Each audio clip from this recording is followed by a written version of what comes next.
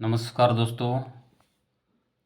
आज हम बात करेंगे दयालु योजना, जो कि हरियाणा सरकार की एक योजना है, जिसको दीनदयाल उपाध्याय अंत्योदय परिवार सुरक्षा योजना भी कहा जाता है, और जिसमें 5 लाख रुपए की एक आर्थिक सहायता है, जो कि पीड़ित परिवार को दी जाती है। क्या करेंगे, सबसे पहले क्रोम ब्राउज़र में जाएं। उसके बाद सबसे ऊपर देखेंगे राइट साइड में जो 3 डॉट दिखाई दे रहे हैं, वहाँ पे क्लिक करेंगे। ठीक है, वहाँ पे टच करने के बाद यहाँ से डेस्कटॉप साइट को ओपन करेंगे। उसके बाद यहाँ पे सर्च करेंगे दयालु नाम से सर्च करेंगे। इस प्रकार की साइट हमारे सामने खुल के आएगी, और पहले नंबर पे अपने को क्या है, टच करना। टच करेंगे तो क्या हो जाएगा, 1 नंबर और 2 नंबर ये चीज़ें आपके सामने खुल के आएंगी। उससे पहले मैं आपको 2-3 चीज़ें बता देता हूँ कि इस योजना में जो बेनिफिट मिलता है 5 लाख रुपए का, वो 25 साल से 45 साल तक तो मिलता है 5 लाख रुपए, और 45 साल से 60 साल तक वो मिलता है 3 लाख रुपए।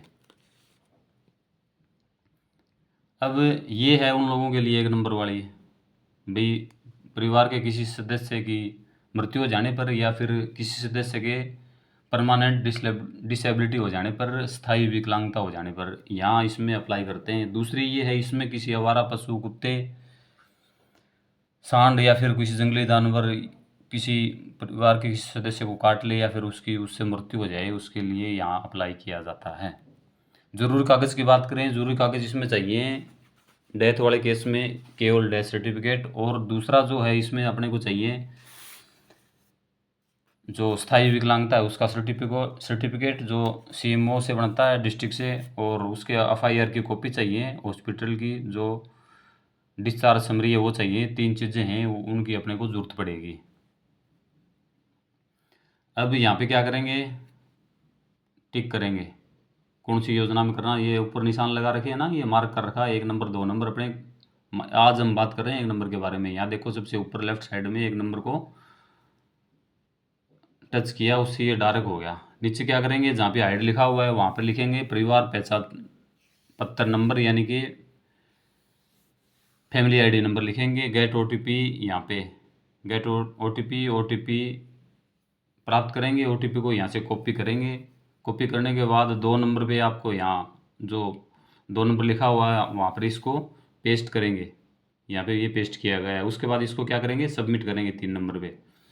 सबमिट होने के बाद परिवार की डिटेल जो है वो आपके सामने आ जाएगी। यहाँ कुछ ज़रूरी नहीं है आपके लिए कि आपको दिखाएं, इसलिए हाइड कर दिया गया है। परिवार में यहाँ पे 3 सदस्य हैं, 1 2 3। ठीक है, ये ऊपर वाली है, ये भी अगले की पर्सनल जानकारी है। तो सभी मेंबर जो एलिजिबल होंगे, ये बात भी ज़रूरी है, वो यहाँ पे दिखाई देंगे। तो जहाँ पे कैजुअलिटी हुई है जिस मेंबर के साथ में, या तो स्थायी विकलांगता या फिर डेथ वाले केस में, उसके सामने जो सिलेक्ट है आप उसको टच करेंगे। टच करेंगे तो क्या होगा, इस प्रकार से आपको सेलेक्ट करना है 1 2 3 में से। फिर आपको ये पूछेगा कि आप अप्लाई कर रहे हैं डेड के लिए या फिर डिसेबिलिटी के लिए। यहाँ हम टिक करेंगे, इस प्रकार से ये पूछ रहा है, देखो।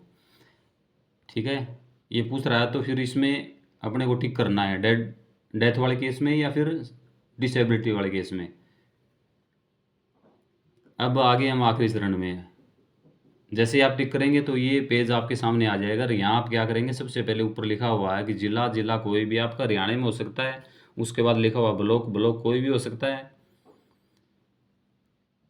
ठीक है, अच्छा दूसरा एक सबसे ऊपर जो लिखा हुआ ना इसमें कि डेथ कौन सर्टिफिकेट जो है वो कौन से स्टेट से जारी किया गया है, हरियाणा के लिए ये सर। दूसरे जो अदर स्टेट में यदि होता है तो उसके लिए नो अपने को टिक करना होता है। और उसके बाद ये बेसिक जानकारी हैं वो भरनी होती है। उस केस में वैसा ही होता है। ठीक है, उसके बाद ये ब्लॉक के बाद ये आ गया विलेज के बाद में आ गया आपका ये मृत्यु की तिथि कि डेथ कब हुई थी। उसके बाद रजिस्ट्रेशन नंबर ये नीचे की तरफ लिखा हुआ मिलता है, या फिर लेफ़्ट साइड में जब आप डेथ सर्टिफिकेट में देखेंगे तो 2-3 लाइन छोड़ के भी लिखा हुआ मिलता है। यहाँ पे लिखा हुआ है कि किसने जारी किया है। ये सीएमओ जो होते हैं अपने ज़िले के, वो जारी करता है। वहाँ पे लिख देंगे, जैसे मान लो आप गुड़गांव से हैं तो लिख देंगे सीएमओ गुड़गांव। ठीक है। यहाँ पे आपको क्या करना है, डेथ सर्टिफिकेट जो है आपका, उसकी कॉपी अपलोड करनी है और उसका साइज़ जो है वो 200 KB से कम हो जाना चाहिए, यहाँ पे लिखा हुआ है। ठीक है।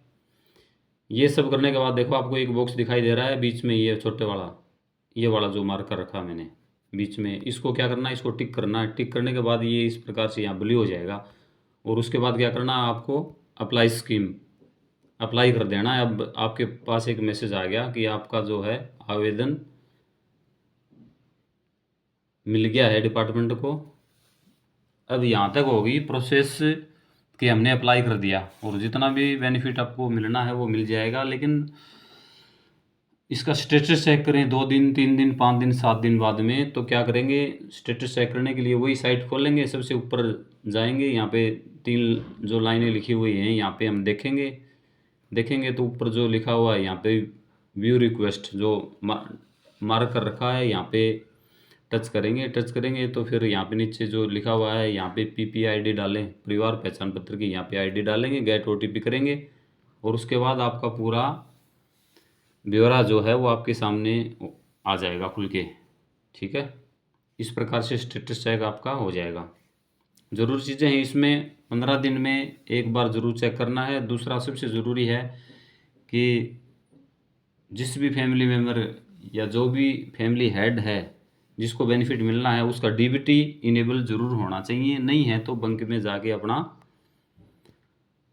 वो चेक करवा लें एक बार, उससे आपको कोई दिक्कत नहीं आएगी। ABCD XYZ किसी के चक्कर में नहीं पड़ना है, एक पैसा देने की किसी को ज़रूरत नहीं है। बाय डिफ़ॉल्ट चीज़ें आएंगी, बजट पे डिपेंड करता है, कई बार 8-7 महीने भी लग जाते हैं।